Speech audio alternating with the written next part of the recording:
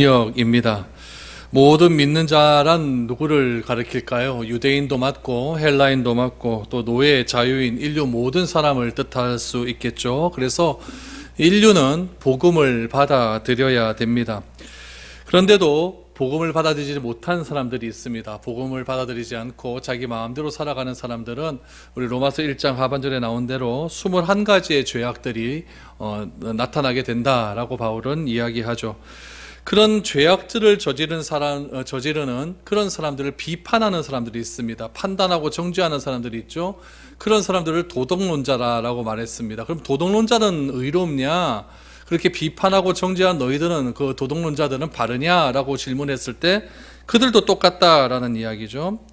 그들도 복음을 받아들이지 않으면은 죄인일 수밖에 없고 그 비판하는 그 비판으로 자기가 정죄를 받게 될 것이다라고 말을 했습니다. 그럼 유대인들은 어떠냐? 유대인들은 종교인들이죠. 종교인들은 어떠냐? 관습과 전통과 습관에 빠져서 하나님을 하나님으로 받아들이지 않고 종교로 만들어버린 그들 또한 복음을 받아들여야 된다라고 말씀을 하고 있습니다. 그래서 하나님은 유대인들을 먼저 불러주신 이유는 무엇이냐면은 하나님이 나의 하나님이 아니라 나만의 하나님이 아니라 서로 나누고 섬기고 모든 인류의 하나님으로 그렇게 될 수 있도록 먼저 선택받은 자다라고 유대인에 대해서 말을 했습니다. 그래서 이 유대인들도 복음을 받아들여야만 한다라는 것이 바울의 생각이었습니다. 그래서 바울은 그런 사실들을 로마에 있는 교회 성도들에게 말하고 싶었습니다. 그것을 쓴 편지가 바로 로마서라는 이야기죠. 그래서 바울은 자신의 과거의 삶을 한번 생각을 해봅니다. 자신은 하나님을 잘 알고 믿고 섬긴다고 생각했죠. 그러다가 예수님을 만나고 난 다음에 자신을 살펴보니까 자신이 한 일은 자신의 의의를 추구한 일밖에 없었다. 내 잘난 맛에 살았다라는 것을 알게 되었습니다. 그래서 나만 옳다고 하는 자기의 의의라고 하는 우상에서 벗어나는 것이 구원의 참된 본질임을 바울은 알게 되었습니다. 그래서 바울은 얘기하죠. 의인은 없나니 하나도 없다. 세상에 의인은 하나도 없다라고 말합니다. 바울은 자기 자신은 바리새인 중에 바리새인이라고 얘기했고 또 난지 8일 만에 할례를 받았다. 또 가브리엘 문화생에서 그렇게 철저하게 율법을 교육을 받았기 때문에 자신은 완전한 자인 줄 알았습니다. 자신의 의로 가득 차 있었던 그런 사람이었죠.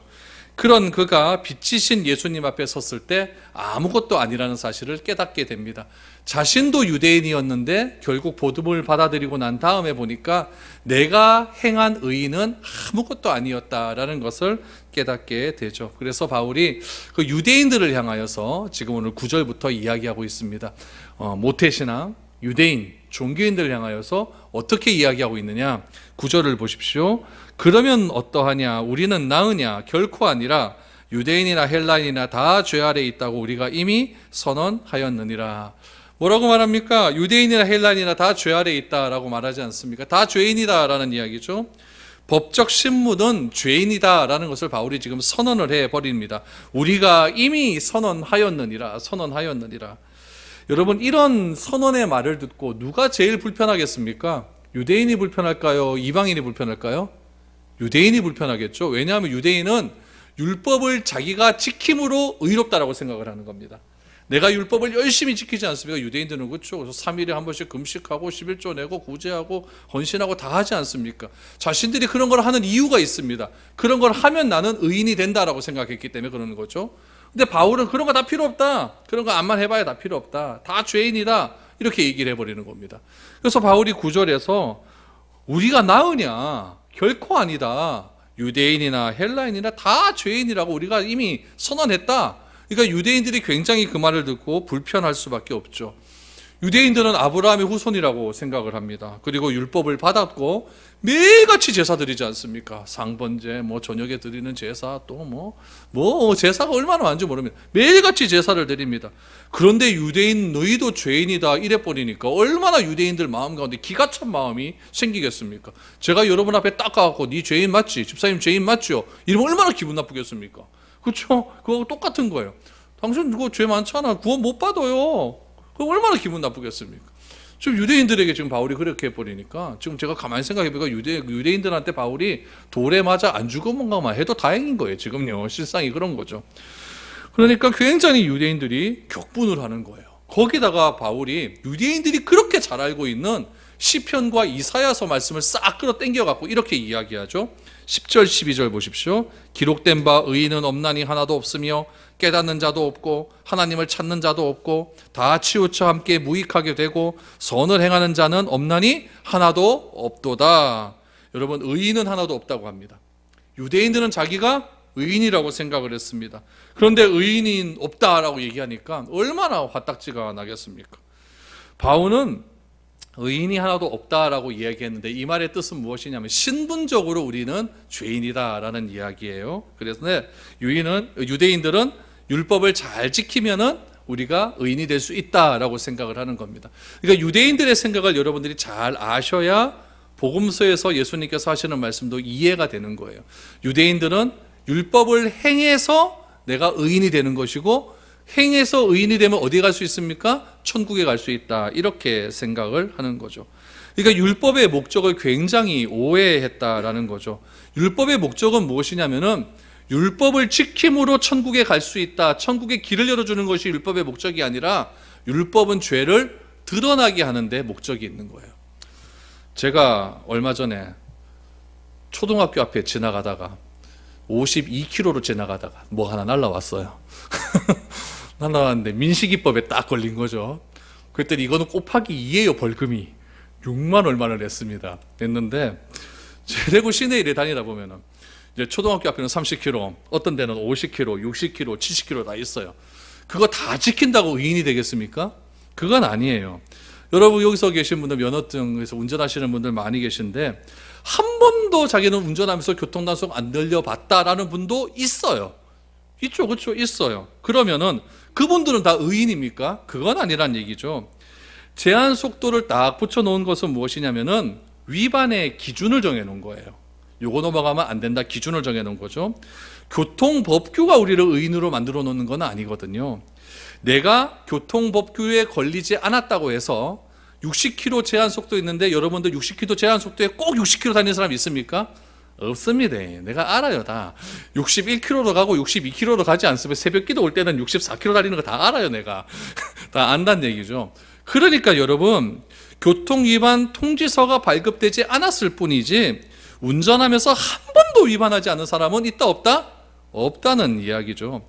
제한 속도가 있는 것, 교통위반 표지가 요래 있는 것은 무엇이냐면은 우리는 이것을 위반할 수 있는 가능성이 있다라는 것을 상기시켜 주는 거예요.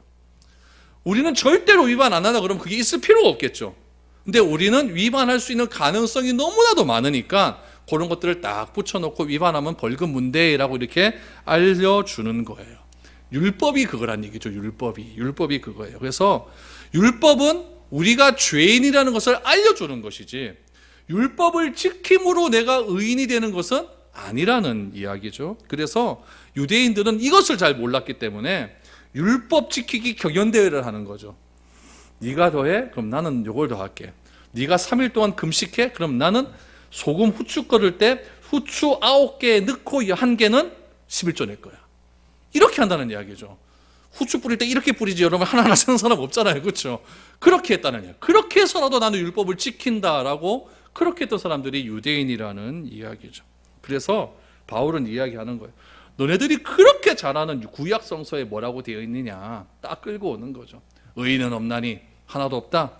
너희들이 그렇게 좋아하는 이사야서 거기도 그렇게 말하고 있지 않느냐. 그래서 우리는 죄를 지어서 죄인이 아니라 원래 죄인이다라는 것을 강조하고 있는 거죠. 유대인들은 어떻게 생각합니까? 율법을 지키기 때문에 나는 의인이다 이렇게 생각하는 거예요. 율법 지키려고 얼마나 노력을 합니까? 그런 사람 앞에 가서 네 죄인이다 이러니까 진짜 기분 나쁜 거예요. 누가복음 18장 말씀해 보면은 젊은 관원 하나가 예수님을 찾아옵니다. 찾아와서 예수님을 뭐라고 부르냐면은 선한 선생님이여 라고 불렀어요. 선한 선생님이여. 그때는 예수님이 뭐라고 말씀하셨냐면은 선하신 분은 하나님 외에는 없다라고 말씀하셨어요. 그러면 사람들이 봤을 때 유대인들이 봤을 때 예수님은 선하다 안 선하다? 선한 거예요. 그렇죠? 그러니까 선한 선생님이여 라고 묻죠. 그렇게 선한 선생님이 십자가에 달려 돌아가 버리셨어요.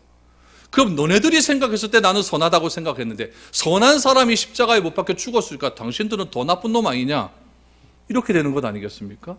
그러니까 예수님이 십자가에 못 박혀 죽으신 이유는 뭐냐면은 유대인 당신들은 선하다고 생각했지만 너희들은 더 악하다라는 것을 알려주기 위해서 그렇게 예수님께서 죽으신 거예요. 산상수훈에서 예수님께서는 유대인들, 종교인들, 율법을 지킴으로 의로워진다고 생각하는 사람들에게 말하지 않습니까? 구제하고 기도하고 금식하고 11조해도 그 모든 것들이 나의 의를 드러내는 거기 때문에 그거는 별로 의미가 없다라고 말을 합니다. 그리고 하신 말씀이 무엇이냐면은 죄란 무엇이냐? 죄란 행동의 문제가 아니라 동기의 문제임을 밝혀줍니다. 행동의 문제가 동기의 문제다. 우리의 동기가 바르지 않기 때문에 우리의 행동은 불쾌할 수밖에 없고 죄일 수밖에 없고 드러내놓고 죄를 짓는 사람보다 더 악한 존재다라고 말씀을 하고 있는 것이죠. 그러니까 여러분, 기존의 가치관은 뭐냐면은 마음이 어떻든지 간에 유대인들이 생각하는 것은 내가 드러내놓고 3일 만에 한 번씩 금식하고 하나님께 기도하니까 난 의인이다 이렇게 생각했죠. 이게 기존의 가치관이에요. 근데 그 가치관을 뒤집어 엎어버리는 거예요. 너네가 더 죄인이다. 너네가 더 죄인이다. 그렇게 행동하는 것 자체가 속으로는 다 나쁜 짓을 하고 있는데, 그래서 이웃을 사랑한다 해놓고 속으로는 라가라 하고 바보라 하고 천치라, 바보 천치라고 얘기하고 있는데 그거는 살인하는 것보다 더 나쁜 거다. 이렇게 얘기해버리니까 유대인들은 점점 감정이 상해지는 것이고, 예수님은 기존의 유대인들이 가지고 있었던 종교적 가치관을 다 뒤집어 엎는 말씀을 계속해서 하고 있는 것이죠. 여러분, 유대인들은 죽도록 선한 일을 하려고 합니다.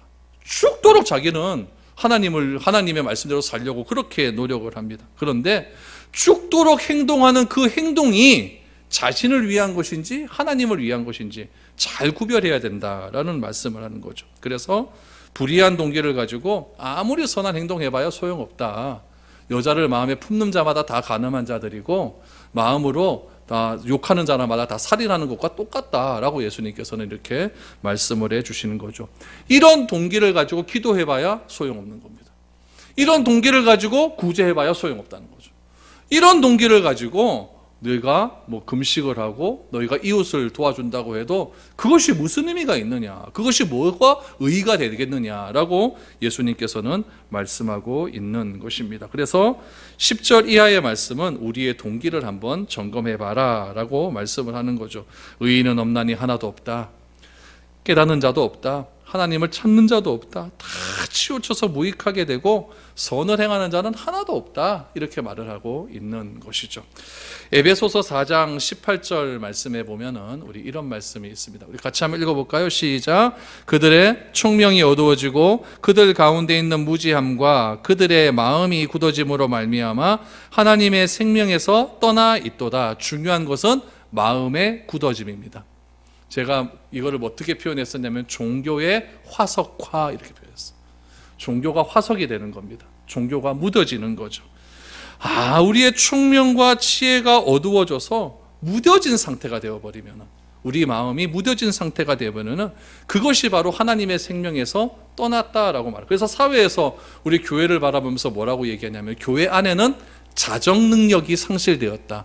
스스로 옳고 그름을 판단할 수 있는 능력이 상실되었다라고 하는 말이 이런 의미에서 나온 것입니다. 그래서 죄인의 특징은 무엇이냐면은 마음이 굳어져 버린, 마음이 화석화돼 버린 거예요. 그래서 내가 죄를 지어도 죄를 지은 줄 모르는 거예요. 그러니까 요즘 어떤 말이 나오냐면은 내가 죄를 지었다는 것을 알아도 괜찮다. 그것만 해도 괜찮은 거다. 정말 좋아지는 거다라고 이렇게 얘기를 하고 있는 거죠. 그래서 죄인들은 어떻게 하냐면은 비교하고 판단하고 정죄해요. 죄인의 3대 요소. 비교, 판단, 정죄. 비교하고 판단하고 정죄하고. 바울이 비교하고 판단하고 정죄하는데 최강 아니었습니까? 그래서 예수님을 만난 이후로부터는 그가 어떻게 했냐면은 내가 예전에는 비교하고 판단하고 정죄하는데 그렇게 강했는데 예수님을 만난 이후로 내 삶을 딱 돌아보니까 내가 죄인 중에 괴수다라고 이렇게 고백을 할 수밖에 없는 거죠. 여러분, 내가 죄인 중에 괴수라고 하는 그런 자아 성찰이 있어야만 하나님을 찾게 된다는 겁니다. 근데 유대인들은 그런 마음은 하나도 없었어요. 다 내가 잘하는데요, 내가 이 정도 했는데 나는 의인이다, 이렇게 생각을 했다는 거죠. 그래서 바울은 이야기합니다. 하나님을 찾는 자가 없다. 여러분, 하나님을 찾는 자가 왜 이 세상에 없겠습니까? 여러분도 다 기도할 때 하나님 찾잖아요, 그렇죠?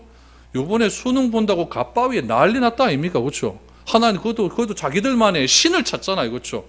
신을 찾는 자는 여러분 세상에 얼마나 많은지 모릅니다. 그런데 바울이 지금 하나님을 찾는 자가 없다라고 하는 말의 의미는 무엇이냐면은 이 세상의 모든 사람은 자기 목적을 추구하고자 신을 이용하는 겁니다.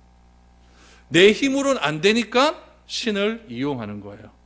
저 수능 보는 날 인터뷰하는 걸 보니까 78세 되는 할머니 한 분이 갓바위에 올라가서 기도를 하고 있는 거예요. 그래서 왜 올라오셨어요? 그러니까 우리 손녀딸이 가지 말라 그랬는데 안 돼가지고 왔다는 거예요. 혼자 도저히 안 돼가지고 그 추운 날씨에 올라온 거예요. 올라와가 기도하고 있는 거죠. 뭐 때문에 올라갑니까? 내 목적이 있는 거죠. 그 목적이 뭐예요? 우리 손녀딸 대학 들어가는 거예요. 대학. 그러니까 자기 목적 때문에 다 그렇게 찾는 거죠. 그러니까 요 바울도 말하는 게 하나님을 찾는 자가 없다는 건 뭐냐면은 하나님을 위해서 기도하는데 그게 다 하나님의 영광을 위한, 하나님의 나라와 의를 위한 기도가 아니라 다 자기 소원 성취를 위한 기도라는 거예요. 그런 의미에서 하나님을 찾는 자가 없다라고 바울은 이야기하고 있는 거죠. 그래서 죄인의 특징은 무엇이냐면요, 기도 안 하는 겁니다. 기도를 안 한다라는 것은 무엇이냐면은 내가 다 할 줄 안다, 내가 다 한다는 이야기죠. 다 한다는 이야기는 무엇입니까? 내가 하나님이 되고 싶은 거예요. 그것이 아담과 하와가 저지른 그런 죄악의 첫 번째 실상 아니겠습니까? 내가 하나님과 같이 되리라. 다 알겠다, 다 알겠다. 우리는 그것을 추구하며 그렇게 살아가고 있는 것 아닙니까? 내가 다 하고 싶어서 내가 권력을 얻으려고 하는 것 아닙니까? 그것이 하나님 되고 싶어하는 인간의 굉장한 오류라는 이야기죠. 그래서 우리가 하나님 앞에 굴복해야 되고 하나님을 간절히 찾아야 되는 이유는 무엇이냐면은 하나님께서 나에게 믿을 만한 동기를 주셨기 때문에 우리는 하나님을 찾을 수밖에 없다는 것을 우리는 시약해야 됩니다. 여러분, 이런 것들을 가만히 보니까 제가 설교하는 걸 한번 생각을 해봤어요. 그럼 내가 설교하는 건 도대체 어떤가? 여러분, 설교도 잘해야 됩니다. 이 잘해야 된다는 게 무슨 의미냐면은 자기중심적으로 설교를 하면 안 돼요. 저도 그런 마음이 많거든요. 자보다는 잘해야지. 우리 동기들 쫙 있잖아요. 전마보다는 내가 낫지. 그래서 유튜브 조회수에 굉장히 신경이 많이 씁니다. 전마보다는 내가 많이 올라가야 되지. 그래갖고 제가 준비를 조금 더 잘해서 전마가 5시간 하면 난 6시간 본대.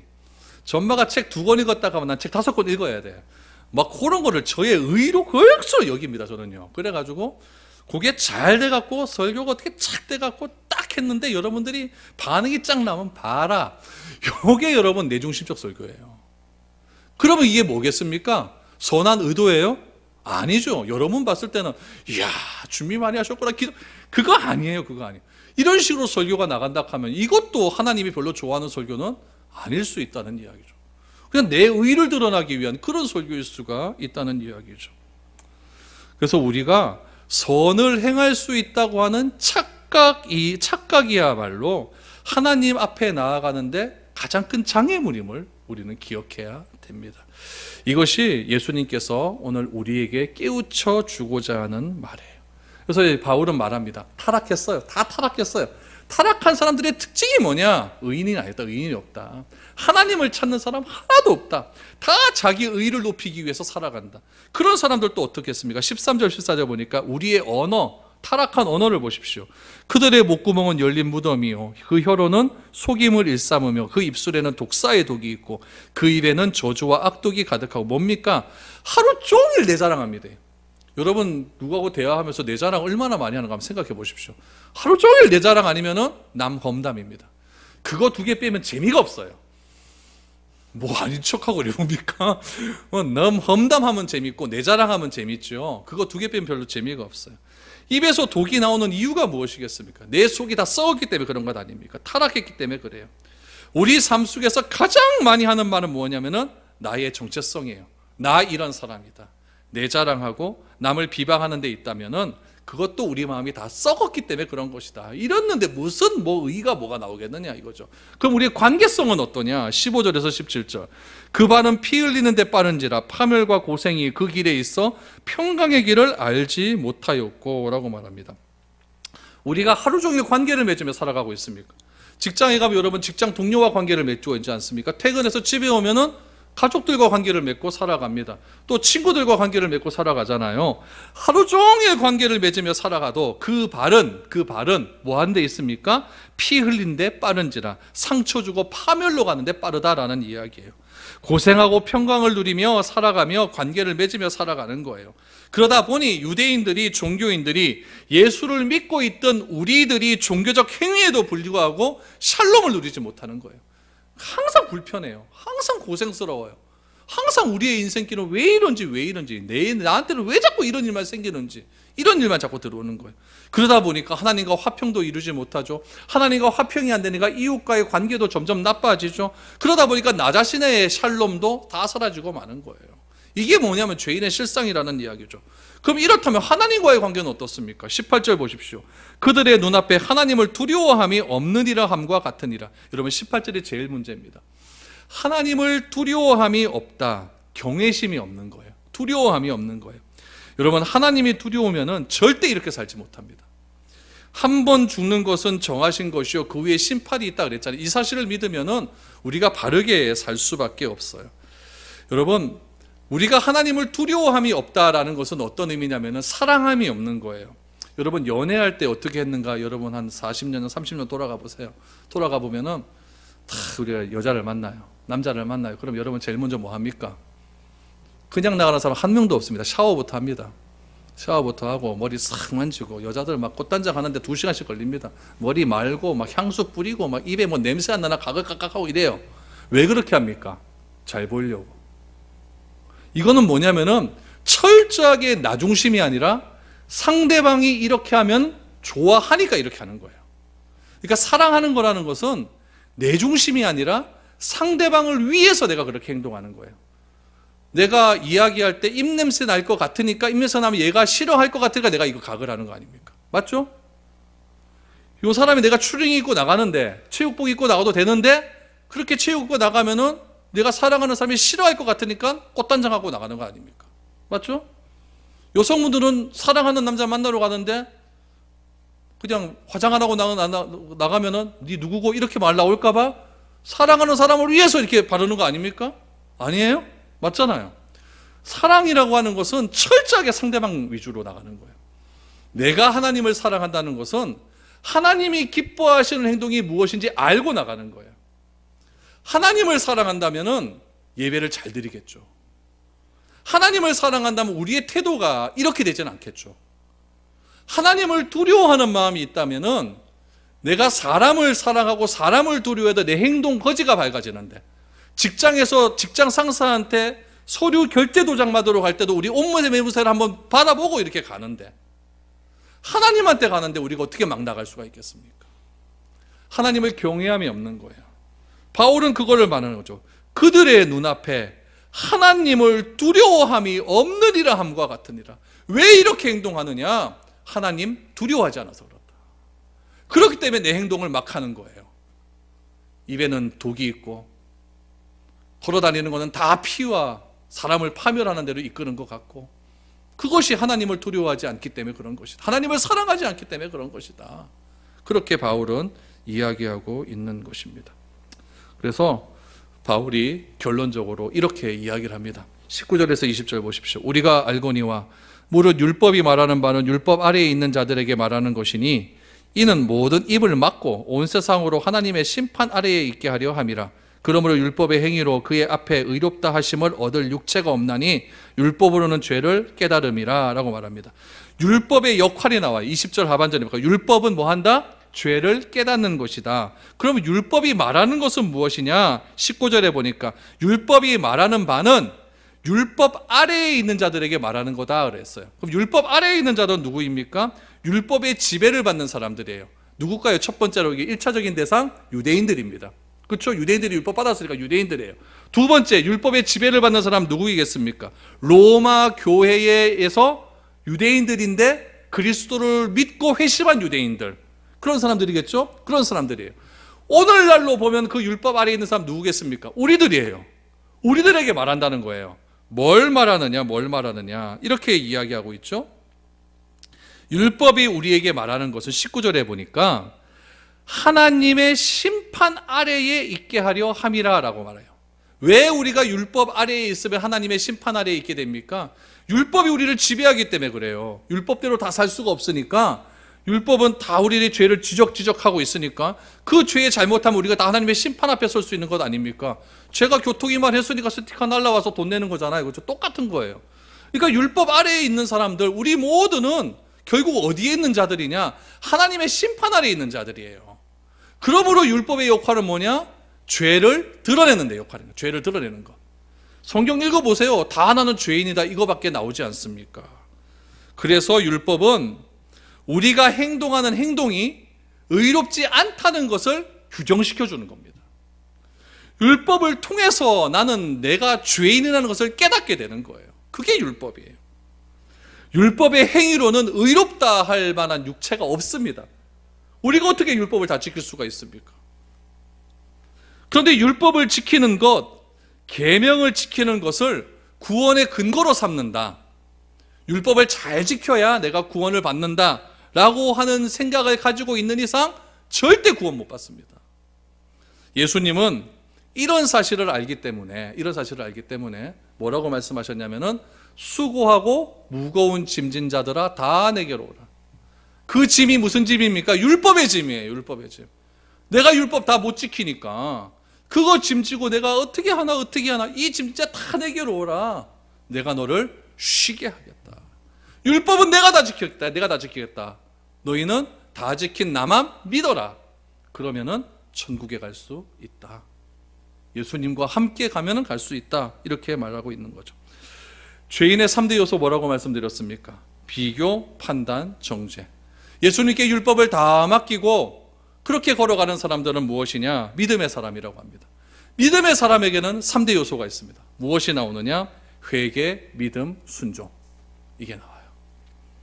한 번도 중심의 회개를 해본 적이 없는 사람은 절대 믿음을 가질 수가 없습니다. 그리스도에 대한 철저한 믿음 없이 선한 행위를 한다면 그것은 하나님을 위한 의가 아니라 나 자신을 드러내는 것밖에 되지 않는다라고 하는 것이 바울의 결론입니다. 결론을 한번 맺어보고, 우리는 다 죄인입니까? 죄인 아닙니까? 다 죄인이에요. 선함은 없습니다. 이 사실을 기억해야 돼요. 그래서 주님께 내 모든 짐을 내려놔야 됩니다. 내 행동으로는 절대 의롭을 수가 없습니다. 내 모든 짐 다 내려놓고 하나님의 은혜를 간구하십시오.